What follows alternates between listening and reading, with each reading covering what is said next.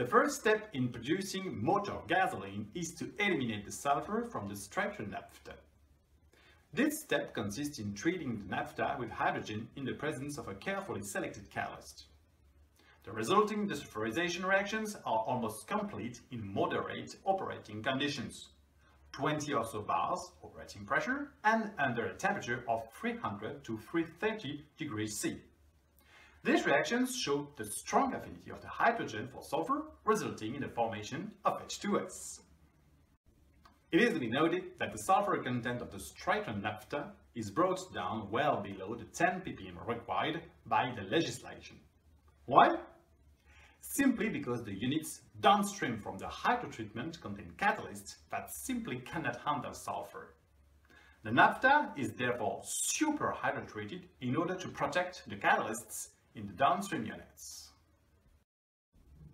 Once the sulfur has been removed, usually leaving a content of less than 1 ppm, we can focus on increasing the octane number. Previously, we saw that naphtha is made up of molecules with between 4 and 10 carbon atoms. The molecules with the highest octane numbers are the isoparaffins, but especially the aromatics. Therefore, the refiner separates the naphtha into two cuts, light naphtha and heavy naphtha. Heavy naphtha group molecules with more than 6 carbon atoms are able of producing aromatics molecules with a high octane number. Remember, it is impossible to produce aromatics with molecules having fewer than 6 carbon atoms.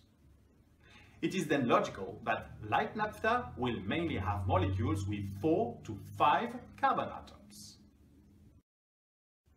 Chemical reactions aimed at increasing the octane number thus consist in transforming the paraffins and the naphthens into aromatics. And these reactions occur in the unit known as the catalytic reformer unit. The more naphthens contained in the naphtha, the easier it will be to produce aromatics as, unlike paraffins, the naphthens already have a cyclic structure.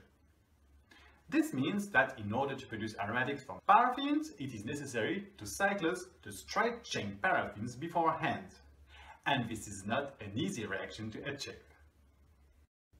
Here, I would like to point out the fact that it is in our interest to recover 6 carbon atom molecules in the light naphtha. Why?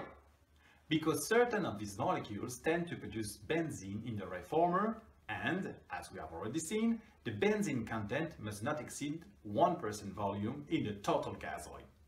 We will be coming back to this specific point later on. The first step therefore needs a splitter unit. In this column, the light naphtha is separated from the heavy naphtha. The light naphtha is usually sent to a petrochemical site, but may sometimes be incorporated in the gasoline pool. Heavy naphtha is a cut with a distillation interval typically between 75 and 145 degrees C, and it has a density of 730 to 770 kilograms per cubic meter. Heavy naphtha is generally 25 points heavier than the total naphtha. Its RON is between 40 and 65, with an average of 55. It should be remembered that the RON of heavy naphtha is generally 5 points lower than the RON of the total naphtha. The heavy naphtha represents between 65 to 80% of the total naphtha, with an average of about 70%. This means that the heavy naphtha accounts for about 2/3 of the total naphtha. Let's see what the distribution of paraffins, naphthens and aromatics is in various heavy naphthas. We have seen that the heavy naphtha contains an average 10 or so % of aromatics, normally between 5 and 13%. About 35% on average of naphthens, between 15 and 60%, and a resulting paraffin content of approximately 55%.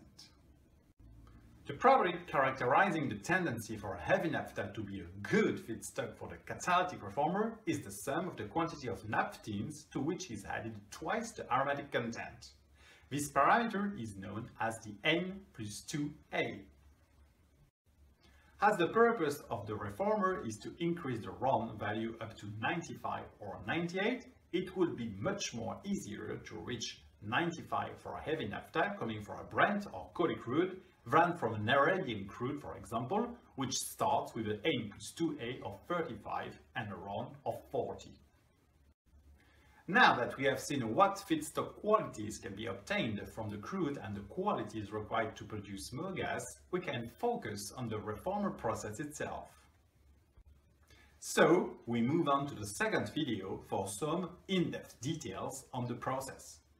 Thank you very much for your attention and see you very soon in the second part.